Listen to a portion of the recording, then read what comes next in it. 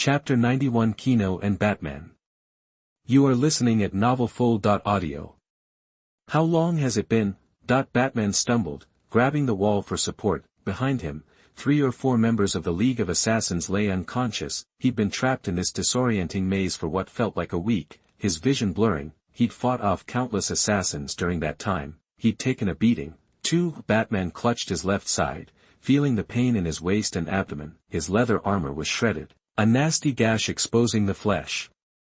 It was a stark reminder, keep this up, and he was dead. Hunger, exhaustion, pain, boredom, rage, these feelings crashed over him like a tidal wave, threatening to drive him over the edge. Thump, star, Batman pressed against the wall, moving forward with difficulty. There was no way out of this maze.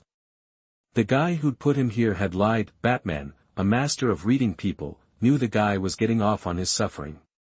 They want me to break. Not gonna happen. He leaned against the wall and shuffled forward. Rounding a corner, he spotted the familiar stone owl statue. There. His eyes bloodshot, Batman stared at the giant owl. A trickle of water flowed down the statue into a pool below. His mouth was parched. He tried to work up some saliva, but his tongue was too dry after days without water. Drinking the enemy's water in the enemy's territory is a bad idea. But if I don't drink, I'll die. It was like a student stuck with 2 terrible multiple-choice options, forced to pick the lesser evil. Batman staggered to the pool. He dipped his hand in the frigid water, a jolt of cold shooting up his arm. Ah! He cupped his hands and drank. The cool liquid soothed his dry mouth and burning stomach. He let out a shaky breath. The overhead lights glinted off the ripples in the pool, reflecting the distorted silhouette of his cowl. He rose to his feet. Behind him, the footsteps were as predictable as ever. This was the 168th time. Another wave was coming, almost like clockwork. Swinging his arms, Batman plunged back into the darkness of the maze. Stay calm. Focus. He sprinted down the long, dark corridor. Suddenly, a tall figure in a white mask appeared at the far end. Got you! Batman roared, clenching his fists, and charged toward the figure.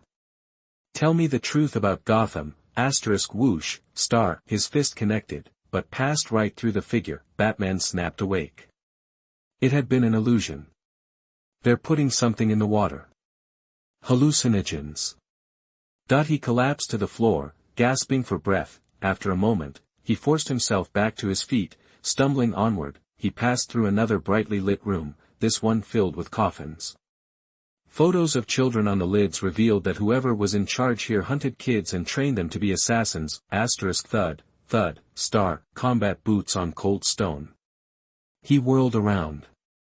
He couldn't stay here. As he left the room, the dizziness hit him again, his vision blurred. At the end of the corridor, the faces of an elderly couple slowly materialized. Even with his blurred vision, Batman, no, Bruce, instantly recognized them.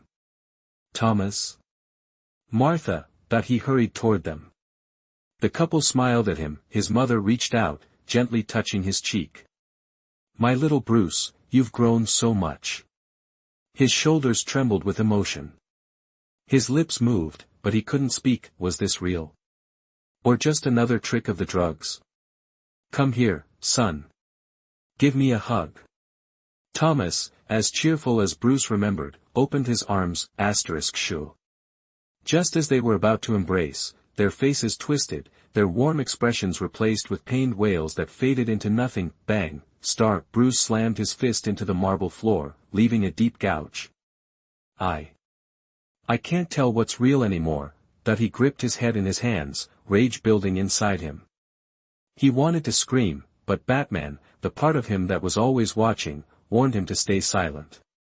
To give away his location now would be suicide. It's all lies.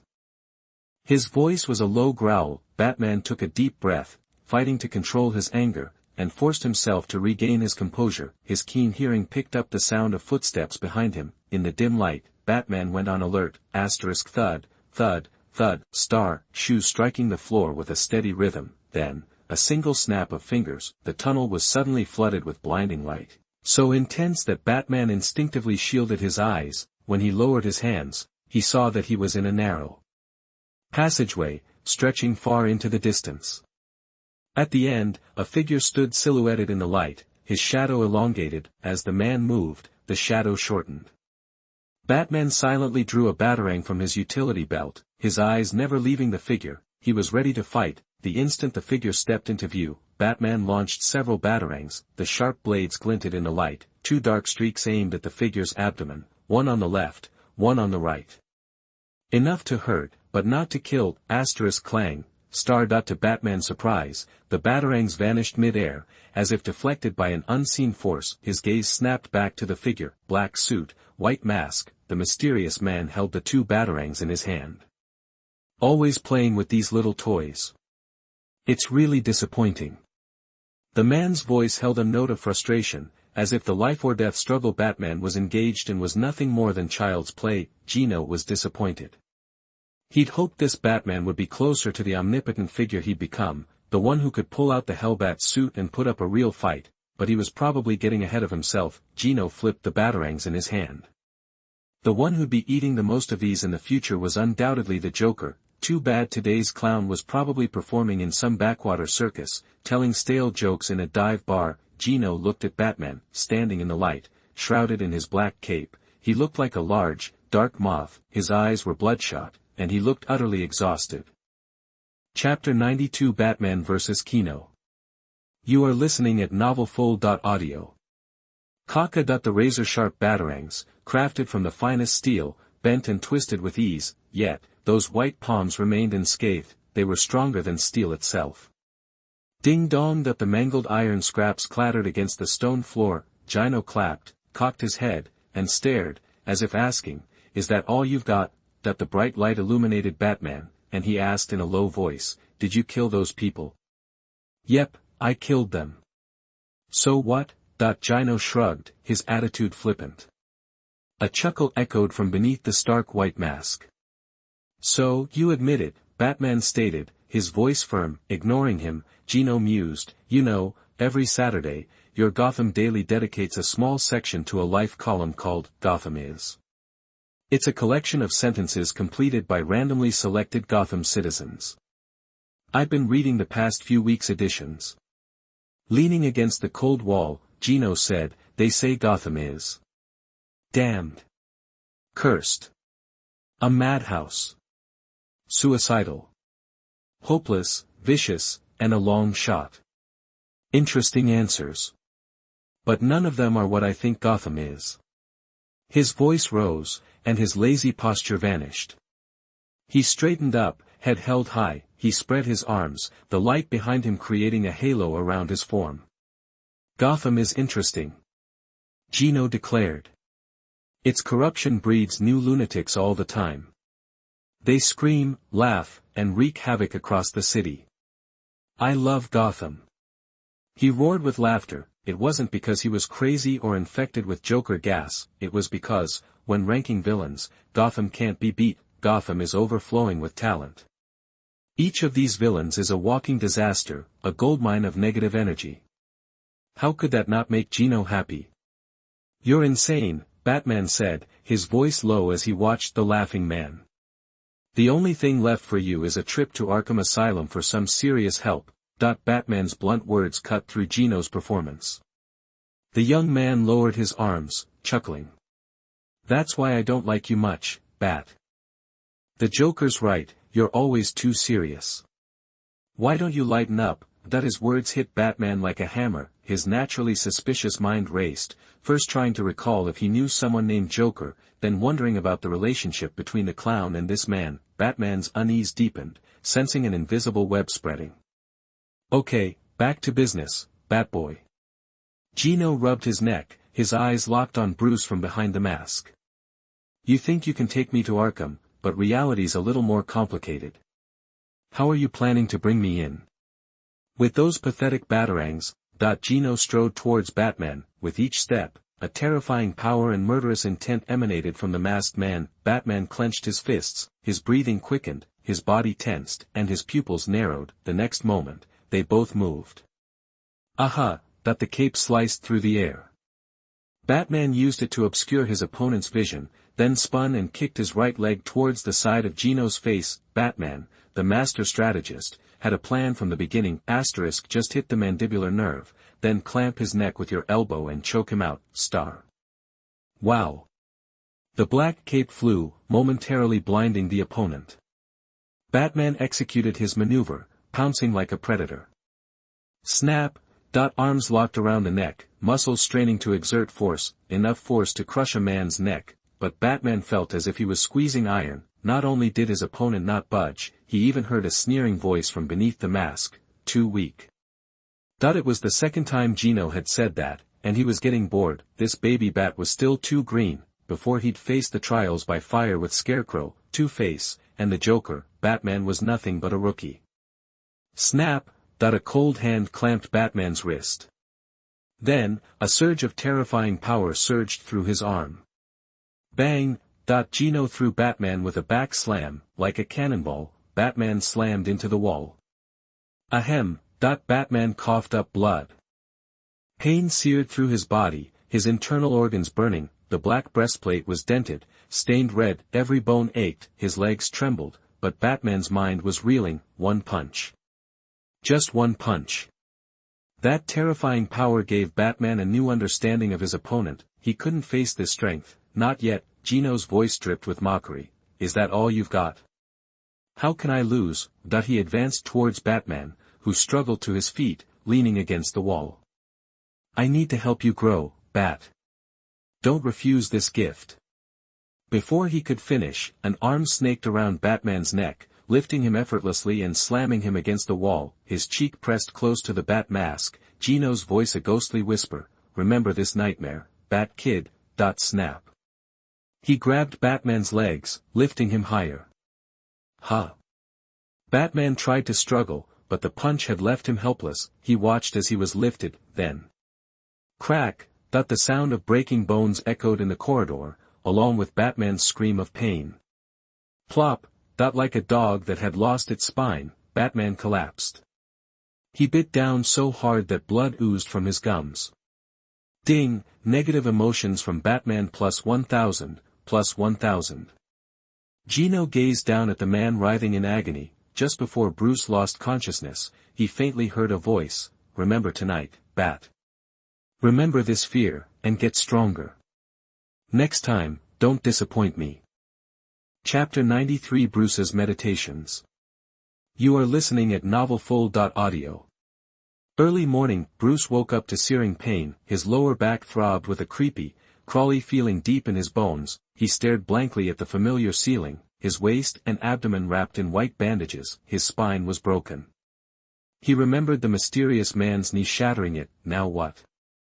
Crippled, how could he fulfill his mission? Change the city?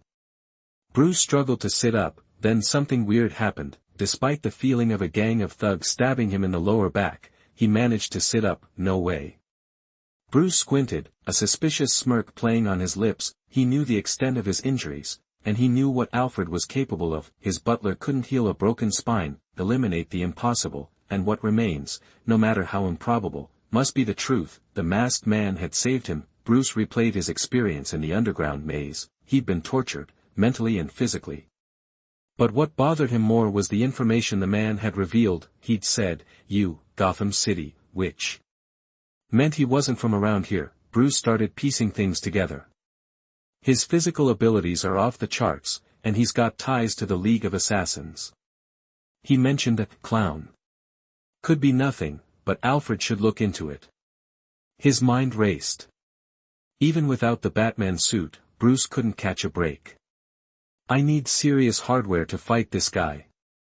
And, Bruce frowned, clutching his back, we need to fast-track the armor upgrade, especially in the back.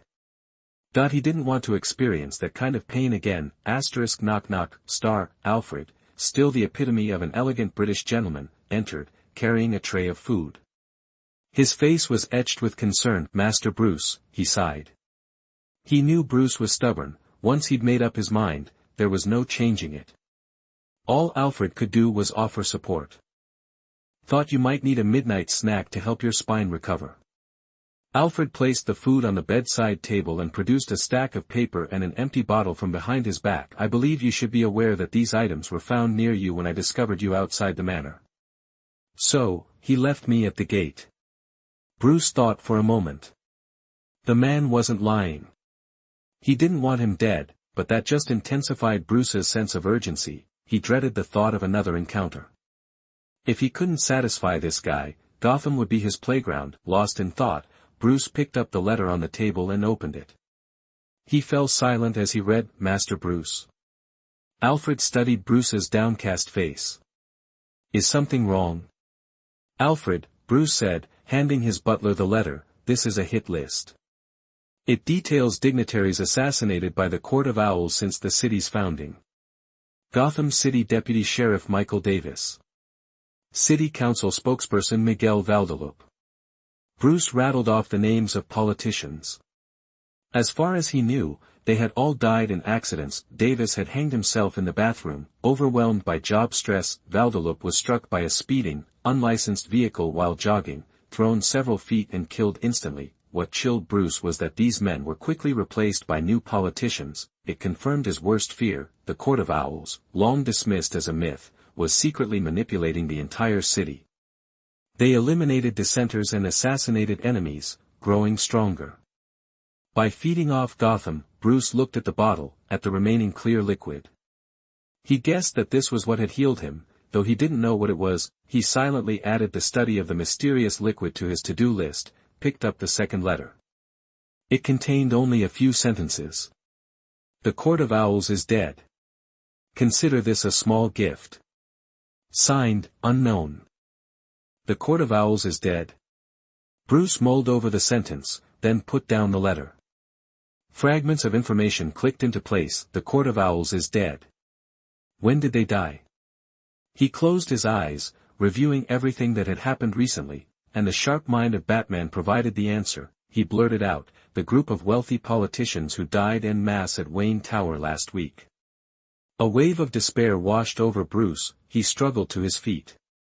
Under Alfred's watchful gaze, he walked to the window and stared up at the dark night sky. He said to his butler, I always believed that the best way to understand a city was to get down on your hands and knees and feel the cracks in the sidewalk. The scorching air rising off a parking lot in the summer. But after everything that's happened, I realize how wrong I was. A trace of bitterness crossed Bruce's face. Alfred, if I had figured this out sooner. That he didn't finish the sentence, but his eyes betrayed his thoughts. He felt like an arrogant fool. He blamed himself for everything. If he had known sooner, maybe he could have prevented it, brought the guilty to justice, and allowed those innocent people to live in peace. No one can foresee everything, Master Bruce. Alfred, who had been with Batman for nearly a lifetime, gently put his hand on Bruce's shoulder to encourage him. You always blame yourself for things that aren't your fault. But sometimes, fate is like a mischievous child. You can never guess what it's thinking. Then what do I do? Bruce asked, his face etched with pain. Alfred's voice, gentle and steady, cut through the dark, you try your best. Bruce's eyes slowly cleared, and he raised his head, his gaze firm. You're right, Alfred. I need to get stronger. Find me a full-body photo of Gino Luthor. And set up an anti-anonymous file. Priority, S. Chapter 94. Gino is dead. Thalia is here to take action. You are listening at novelfull.audio. Gotta get stronger. Top floor, Gotham Hospital. Gino stood on the roof, gazing at the cityscape. People are never satisfied. You got $1, you want 10. Got 10, you want 100. He clutched the cold, green kryptonite. What used to be deadly poison was now crucial for him to grow stronger. It nourished him, making him more powerful, more terrifying. Tap, tap. The sound of heels interrupted Gino's thoughts. Thalia, in black short sleeves and a black skirt, with light green lipstick, looked at him. His back was to her, moonlight casting a long shadow. She tossed her hair and said, the amber gold's in the wine cellar at Elliott Manor. Gino didn't turn. He closed his eyes, feeling his body. A faint heat radiated from his skin. With his eyes shut, he felt like he could almost touch an intangible, transparent film between himself and the air. Got it. Take your cut and go. Gino wasn't interested in Thalia. He had more important things to focus on. Wait a sec. You seem obsessed with this Batman guy. Thalia didn't want to leave. She was curious why Gino had let Batman live, even giving him amber gold to save him. Gino didn't answer. The young man frowned, lost in thought. He could control this invisible membrane, this energy shield, but the control felt obscure, unfamiliar. Maybe I need a different approach. Gino suddenly stepped forward. Thalia jumped, worried he'd silence her, but she was wrong. Gino stood on the edge of the roof, one step from an 18-story drop. A strange excitement flickered in Thalia's eyes. If she just gave him a little push, the thought crossed her mind, but she quickly dismissed it. After witnessing Gino's power so many times, she knew he was as mysterious as her father's Lazarus pit, so, she wisely chickened out. She gritted her teeth, watching Gino stare down at the concrete below. Cars and pedestrians looked tiny, like watching ants from an anthill. Wonder if it'd even hurt much to jump from here. Gino mused, chin in hand, staring at the buildings below. Colorful lights mixed with the occasional Gotham salute, that nightly gunfire the city was famous for. Taking a deep breath, Gino prepared to push himself. He opened his arms and jumped, shocking Thalia. Whoa! His clothes brushed the roof's edge as he disappeared. Is this guy nuts? Thalia ran to the edge to see what was happening.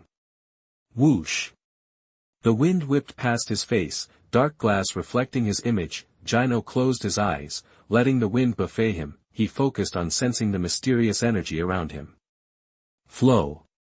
Control. Make it part of me.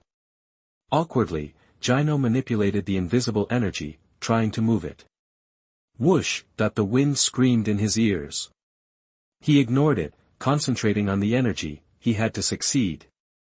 Yes. Thalia slammed her hands on the wall, her hands turning red from the force. She didn't know why Gino jumped, but from this height, even Superman would get hurt. Fall, damn you, fall, Thalia hissed, her eyes full of expectation. She was already planning her escape with the amber gold once Gino was a broken mess. 10 feet. 3 feet, she watched Gino slam into the street, the impact shattering the concrete and cracking the surrounding pavement. It looked like a missile strike, a huge explosion of dust tinged red by the neon lights. When the smoke cleared, only a bottomless pit remained. From above, it looked like a blot of ink. Is he dead? Thalia's eyes widened. She licked her lips, staring at the dark hole. 1 second. 3 seconds. 10 seconds. Time passed, and Thalia couldn't contain her excitement. She burst into a cheerful laugh. Ha ha ha ha. The amber gold is mine. That ambition burned in her face. She'd imitate the Court of Owls and build her own League of Assassins. Then, overthrow Ra's al Ghul and become the leader. Boom! Another explosion cut off her fantasy. She looked down. What now? In the dark night, under the moonlight, she couldn't see Gino. Probably something else exploding. It's Gotham. Thalia reassured herself, turning away with a sneer, but then, she bumped into something solid, like steel. What? Before she could react, an iron arm grabbed her neck. Gasping for air, she reached for her knife. Wouldn't do that if I were you. A familiar voice. She opened her eyes and saw a familiar face. Her long blonde hair was dirty with dust, her fair skin was covered in grime, her expensive white outfit torn and tattered. Gino looked a mess, but his light blue eyes shone with a madness that terrified her. I heard you wanted to steal my amber gold. A faint smile played on his lips, but his grip on her neck was tight. Looking at the smiling young man, Thalia broke into a cold sweat. She knew if she didn't give a good answer, she'd be dead in seconds. Struggling, she managed to choke out, of course not. I'm loyal to you. I was going down there to check on you. Loyal? Gino chuckled. You mean you'd do anything? Yes. That's right. Good. Gino shoved her away. She fell to the ground in a heap, her hair a mess. Terrified, she heard Gino say, in that case, kneel. Crawl to me and prove your loyalty. Chapter 95 Plain. Bird. That hashtag 039, S Superman. You are listening at novelfull.audio. Crap, Talia's forehead slammed against the cold concrete.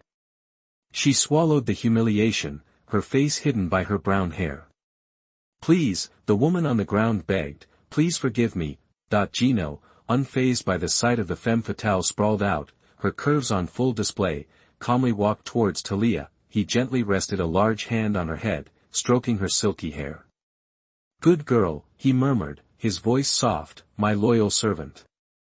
Slowly, he lifted her head, caressing her smooth face, his gaze meeting her wide, fearful eyes. Then, he pulled out his phone and flashed it at Thalia, her eyes fixed on the device in his hand. What's that supposed to mean?"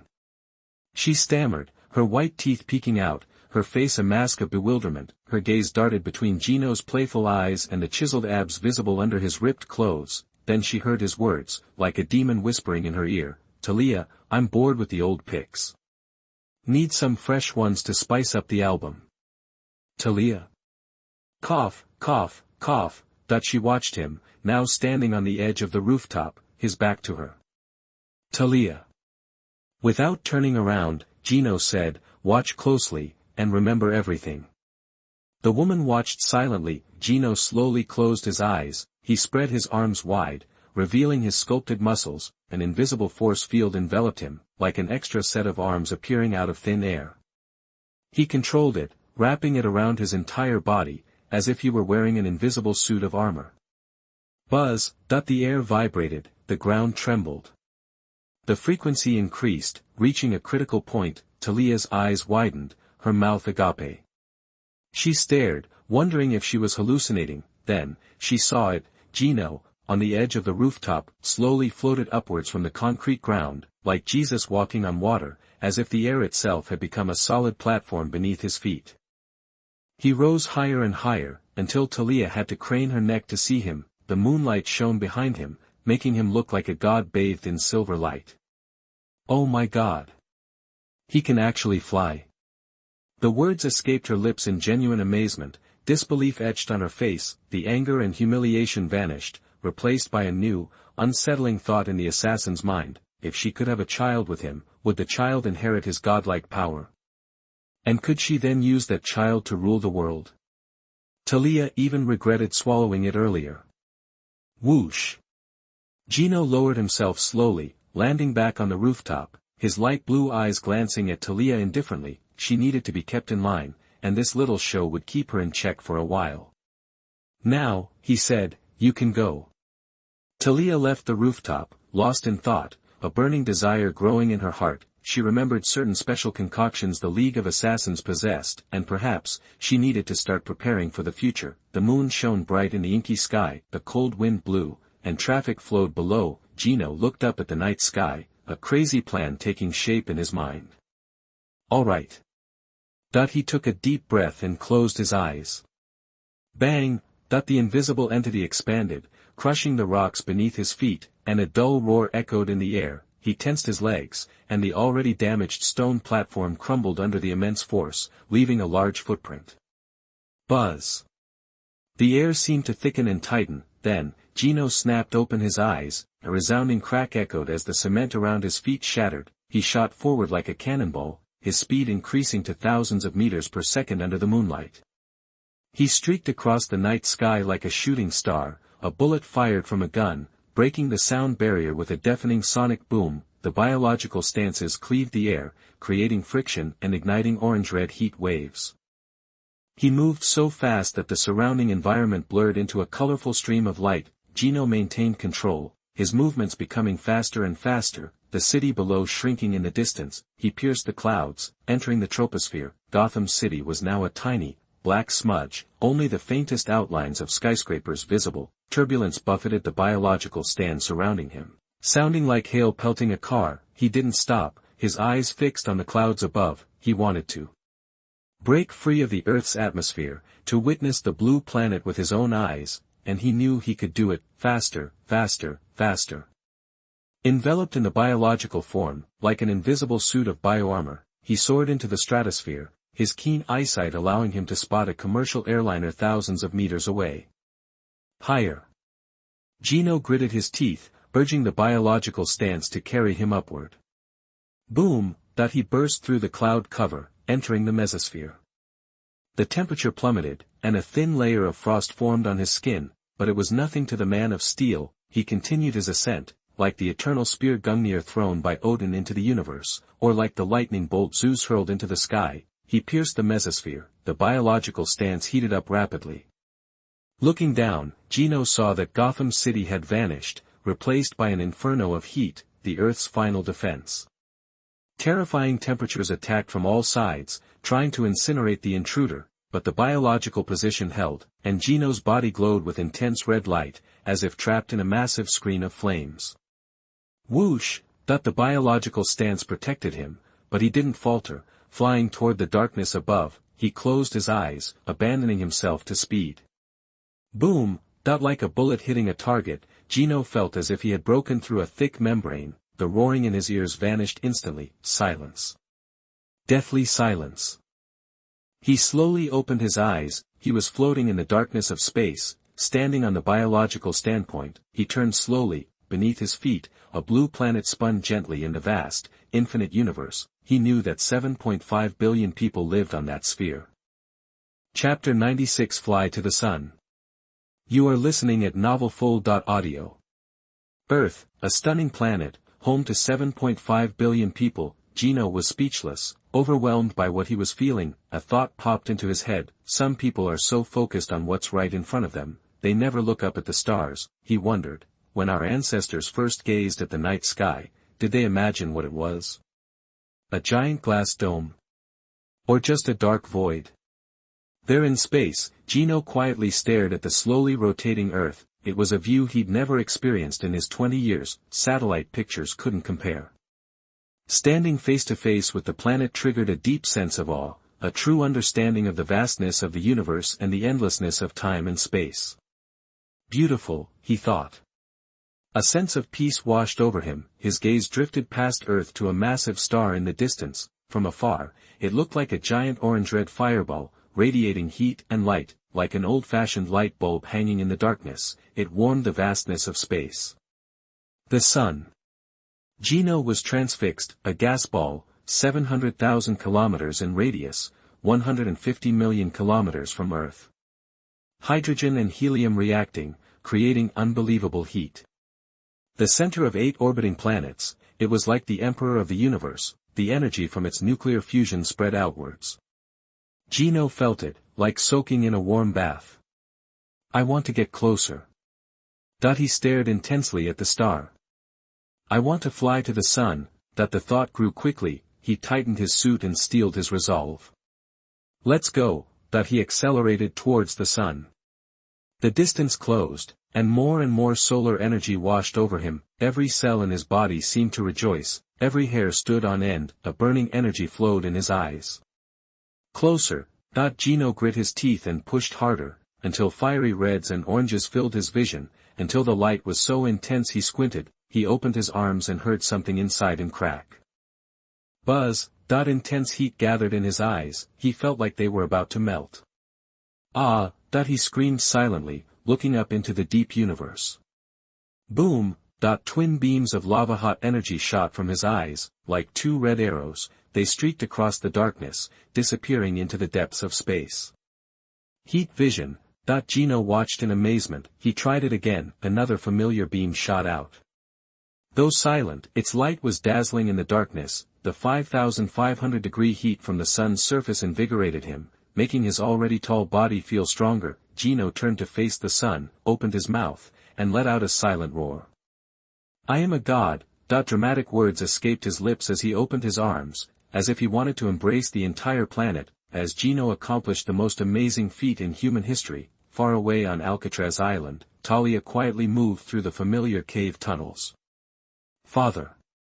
Having rushed back from Gotham, she'd received a summons the moment she got off the plane. She bowed her head, hearing the heavy breathing coming from the large stone chair. Thalia. Ra's al Ghul rubbed the polished armrests. His old face was hidden in the shadows, his thin body ramrod straight, his dark green eyes staring at his neglected daughter. What were you doing in Gotham? There was no anger in his voice, but Thalia knew she had to be careful. He was a cunning hunter. Investigating some things. Thalia pursed her lips. I recall you always wanted to cleanse Gotham of its sin. Ha!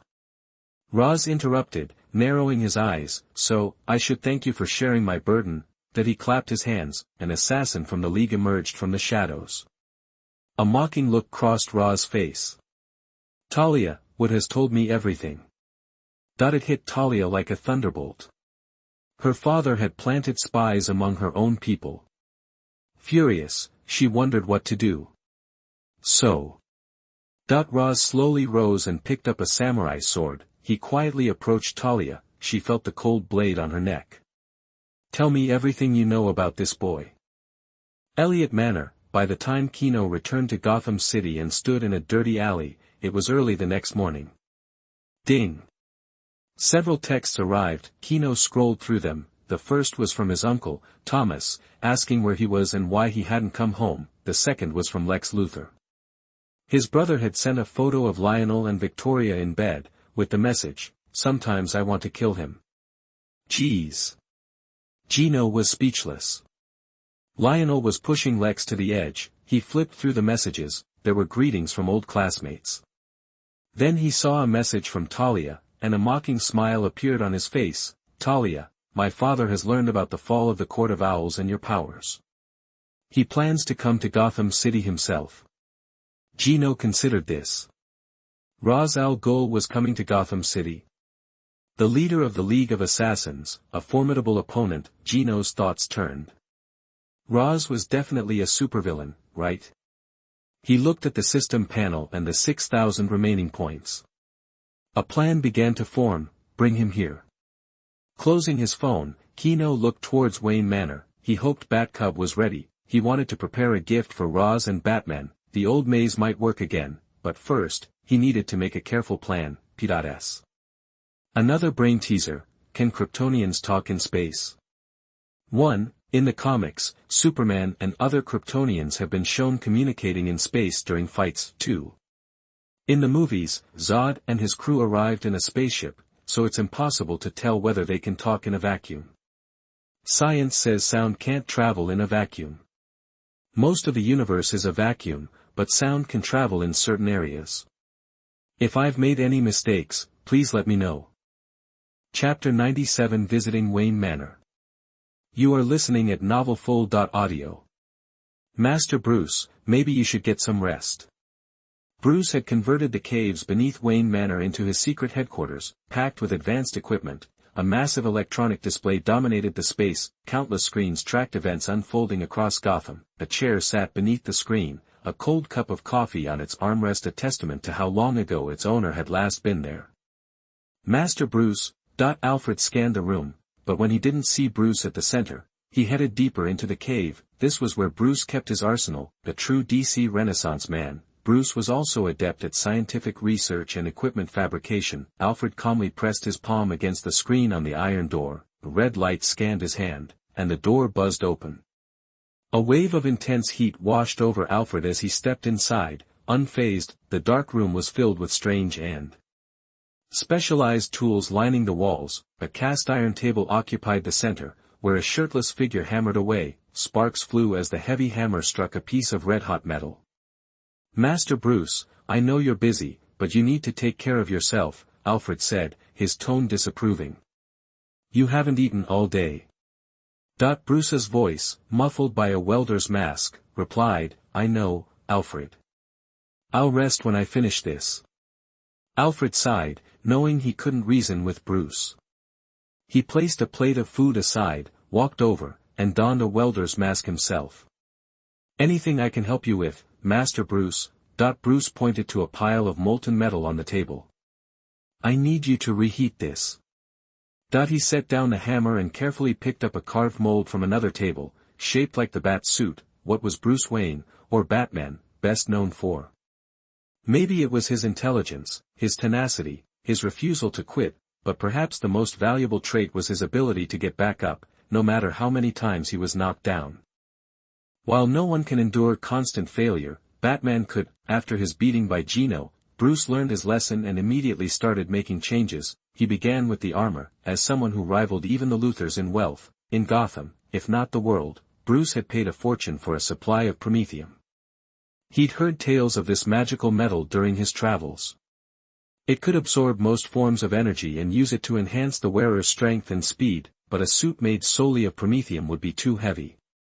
So, Bruce mixed it with intron metal, an indestructible material, to reduce the weight without sacrificing strength. Let's get started. Bruce placed the mold at the edge of the iron table, Alfred pressed a button, and the magma-like metal roared back to life, glowing even hotter, on the verge of exploding. Okay, Alfred, cut it off, Bruce gave the order, reaching for a green button on the table while Alfred hit a large red stop button next to the furnace. PSCH.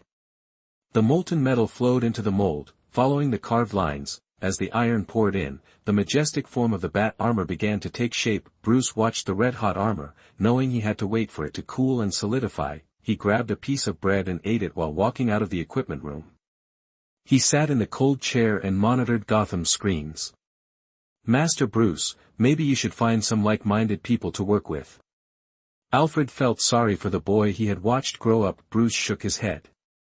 No, Alfred. I don't trust them.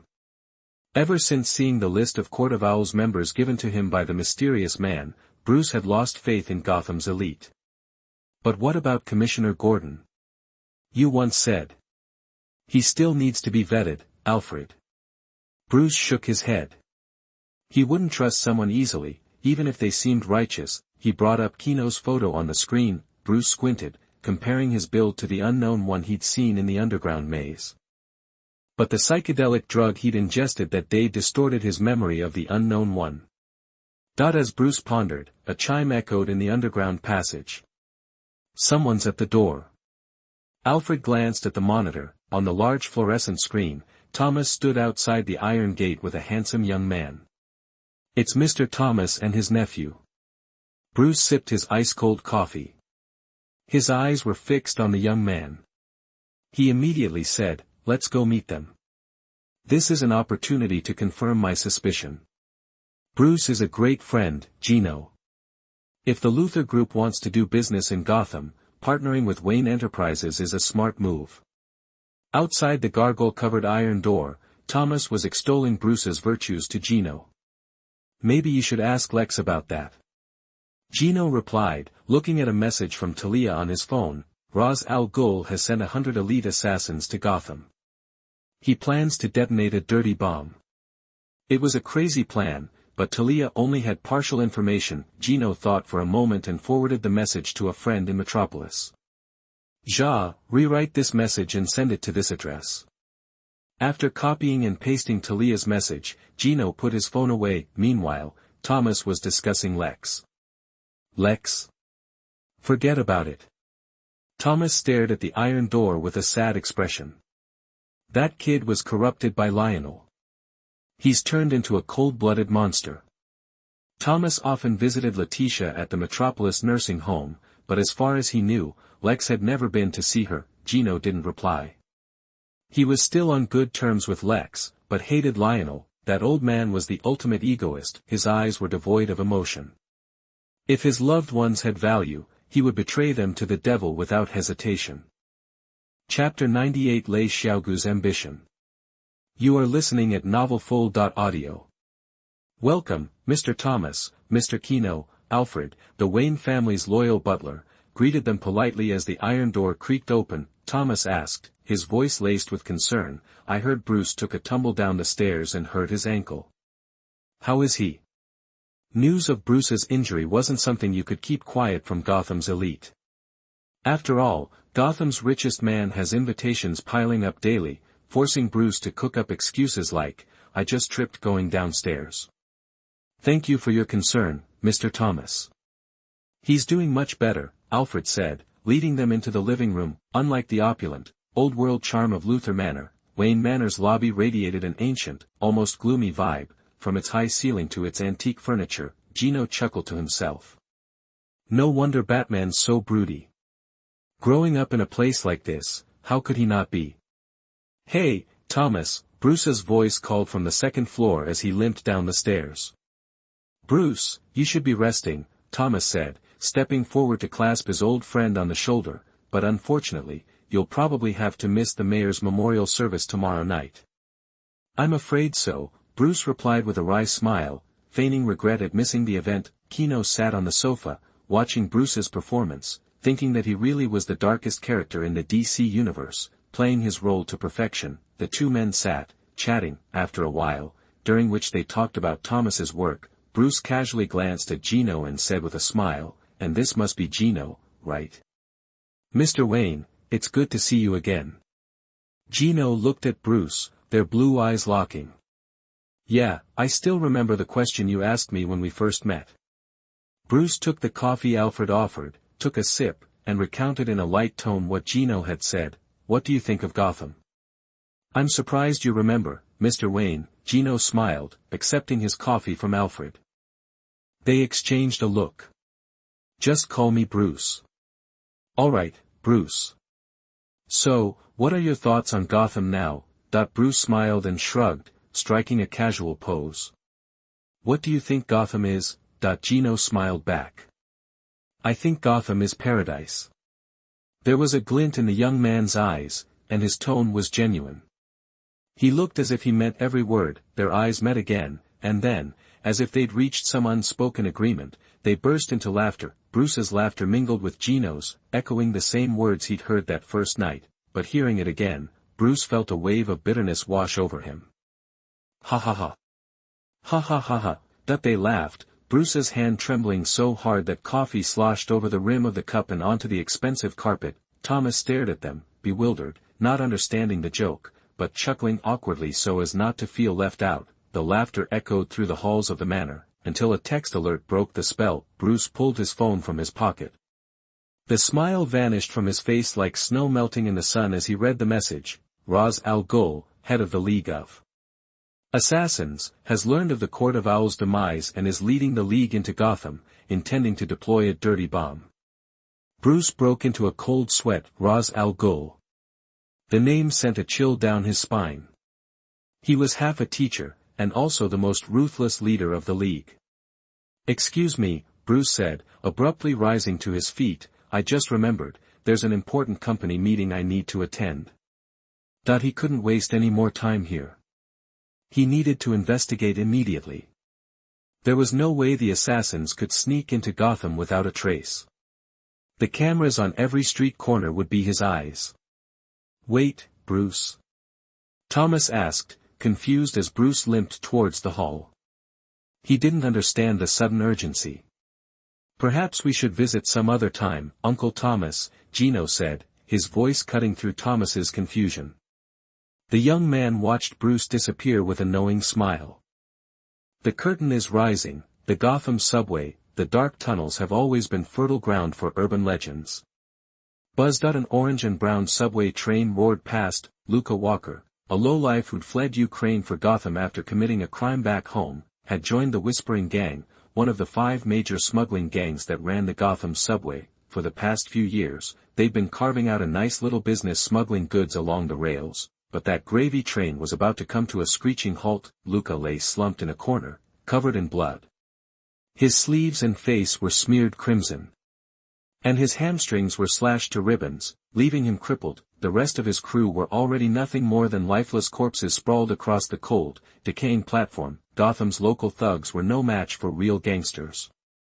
Supergirl. Luca stared at the circle of masked assassins surrounding him in silence, a grimace twisting his features. These assassins had come out of nowhere, wiping out his crew and leaving him for dead. "This is Gotham," a raspy voice said. Luca slowly turned his head. A gaunt figure emerged from the shadows. The man had a long white beard and an enormous samurai sword strapped to his back. His green eyes were like chips of ice. The old man wore green armor that looked like it was forged from mithril. He cast a contemptuous glance at Luca. Ra's al Ghul looked ahead, as if he could see all of Gotham through the thick walls.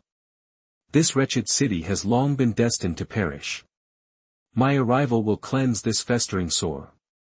Screw you." Knowing he was a dead man, Luca flipped the bird at the leader. "Gotham is beautiful, long live Gotham." "Screw you." Before he could get another word out, a flurry of pale white sword flashes ended his rant. Thwack, star, his head went flying, spraying blood everywhere. Ra's al Ghul sheathed his sword without a flicker of emotion. He stared into the distance and waved a hand slowly. Onward. Target, Gotham. Hua, that the assassins pounded their chests with their right hands, then marched off in orderly fashion towards the city above. Chapter 99. Two lines intertwined. You are listening at novelfull.audio. The sun was setting over Gotham City, painting the skyscrapers with a golden hue. Alfred, report, that the Bat motorcycle roared as a figure in a black bat suit sped through the streets. Alfred's voice crackled through the headset. The old man stood before a bank of monitors in the Batcave. On the Assassin's League's display, static flickered across the screens, indicating cameras being systematically destroyed. I regret to inform you, Master Bruce, they've already initiated their plan. Alfred was surprised by the League's swiftness. Their operation was efficient, like a finely tuned engine where each part worked seamlessly. Any leads? Based on the pattern of camera outages. Alfred paused, studying the monitors.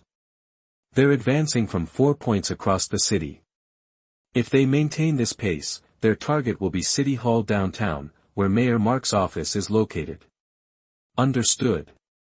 Batman's face hardened. He'd undergone rigorous training within the League, giving him insight into their tactics. He knew the League of Assassins' modus operandi. They infiltrate a city like termites, undermining it from within. They target key political figures and departments, paralyzing the city's infrastructure and security, then seize control. Batman twisted the throttle, the Bat motorcycle roaring to life. Blue flames shooting from the exhaust as he sped toward the city center. Wayne Tower's original site, this clock tower, erected in 1880 under Alan Wayne's supervision, was ringed with 12 gargoyle statues, each guarding a major thoroughfare. The 5 gargoyles on the first level overlooked Gotham's oldest entry points, 3 bridges and 2 tunnels. Cars streamed across the bridge. Gotham, a city of dark allure, drew in the scum of the earth, and with them, countless illicit businesses.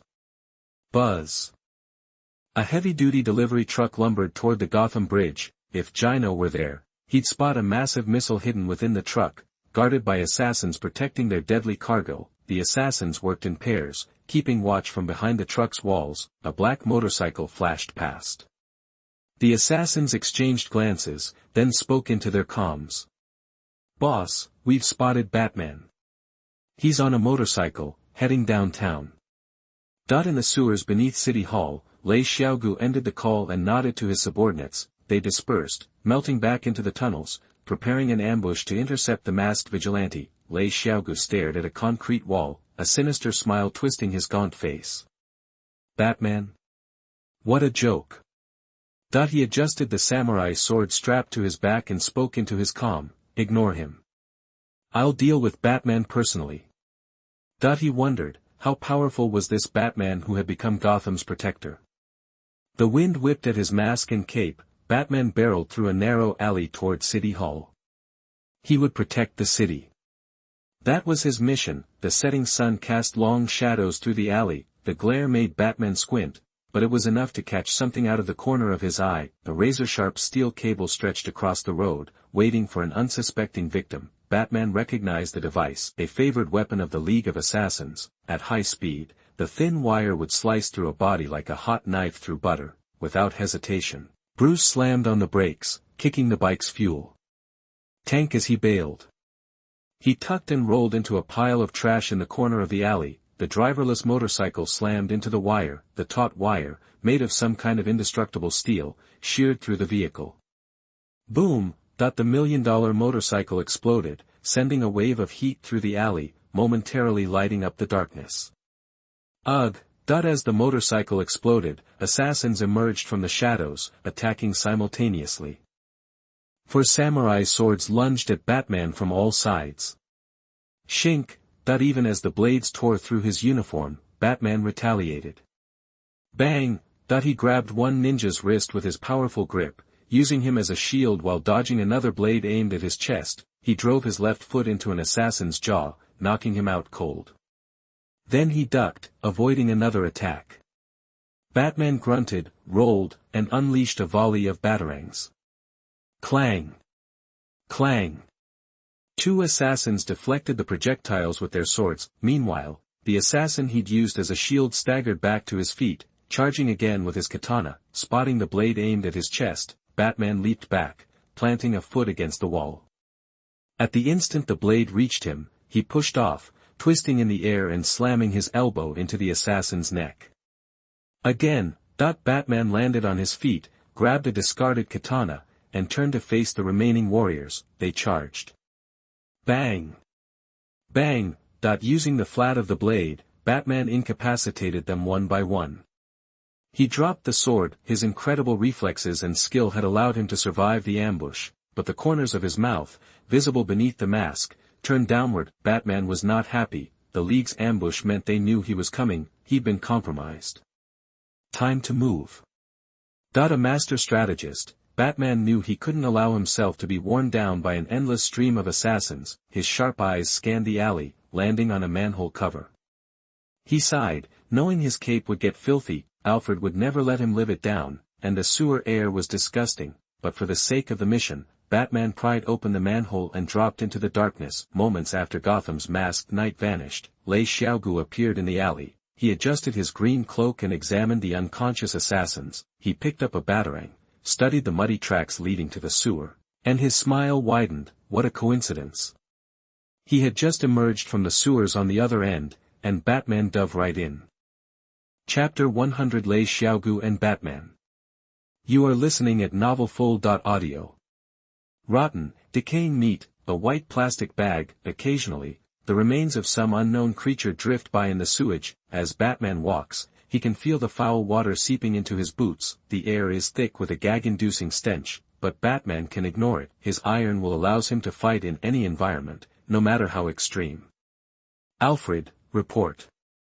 Batman presses his earpiece, but only static answers. Gotta boost the Batcave signal range sometime.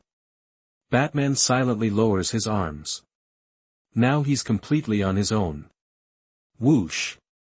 The sound of rushing water behind him grows louder. Batman stops, sensing something's wrong, and turns around. The bat goggles provide good visibility in the dark tunnel. He spots a hunched old guy shuffling toward him around the corner. Ra's al Ghul.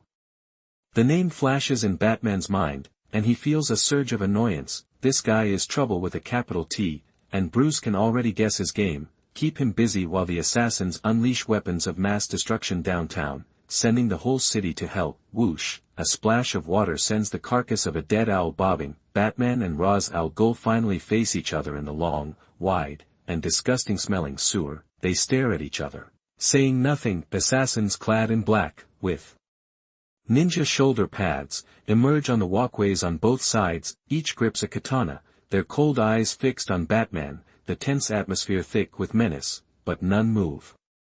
They're clearly waiting for Ra's al Ghul to give the order. I hear they call you the Dark Knight of Gotham City. Ra's al Ghul shakes his head, his white beard fluttering. He grips the broadsword behind him with his other hand. Clang! The sight of the thin old man wielding the razor-sharp blade is strangely comical. But the intense killing intent radiating from him is impossible to ignore. He's definitely a formidable opponent. The old man's voice, thin but clear, reaches Bruce through the bat mask in the cavernous sewer. Ra's al Ghul eyes Batman with amusement. What kind of hellhole needs a vigilante to protect it? He sees something he despises in Gotham, crime and madness, and he loathes both. Ra's al Ghul's story starts centuries ago. Back then, he was a wandering scholar. On his travels, he met a renowned doctor with incredible skills. The doctor took Ra's al Ghul in as an apprentice and gave him his daughter's hand in marriage. When the old doctor died, he left Ra's al Ghul his most valuable research, information about the Lazarus Pit. Ra's al Ghul and his wife eventually found this magical pool on a remote island. It could cure any disease. They used the pool to heal the villagers around them. Ra's al Ghul's fame spread, eventually reaching the ears of a king who offered a fortune to cure his son. Ra's al Ghul's wife begged him not to go, warning him the prince was a madman and a degenerate, but Ra's al Ghul went anyway. He cured the prince and was rewarded, but the price was his wife's life. The insane prince murdered her and locked Ra's al Ghul in the same cell. It's the typical villain origin story. Ra's al Ghul's faith shattered. His sole purpose became to destroy the world and build an order he deemed perfect. humans were just disgusting, despicable, hypocritical, ridiculous, childish creatures, full of madness and hate. He would shackle them all like animals and use punishment to teach these uncivilized lunatics to behave. He escaped and used the Lazarus pit to become stronger. Then, using the king's reward money, he raised an army and destroyed the kingdom. Over the years, this small group evolved into the infamous League of Assassins. For centuries, Ra's al Ghul has been secretly working to bring down kingdoms. From the fall of the Roman Empire to World War I and World War II, Ra's al Ghul and the League of Assassins were pulling the strings, and for the last few years, Gotham City has become a thorn in his side, a burr under his saddle. That's Ra's al Ghul's story, and why he hates Gotham so much. Batman stares at Ra's al Ghul, shaking his head. Whether I obey the law is none of your business, but I won't let you destroy this city. A pity. Hearing Bruce's reply, Ra's al Ghul grins, revealing his pale gums. He brandishes his katana. I've killed countless men in my life. You'll soon be one more. Before he finishes speaking, the old man surges forward. A bolt of green lightning aimed at Batman, soaking in the Lazarus pit, has given him unmatched speed, strength, and reflexes, as well as incredible healing abilities. The long knife rises and falls like a deadly white flash. Batman dives to the left. The sharp blade barely grazes his cape, the force of the blow sending sewage flying everywhere. Bang! Amidst the spray, Ra's al Ghul twists his wrist, bringing the blade around for a strike at Batman's midsection. If that blade connects with Ra's al Ghul's power behind it, it will cleave him in two, but Batman is Batman. Seeing he can't dodge, he snatches his grappling gun from his belt and fires it at the ceiling.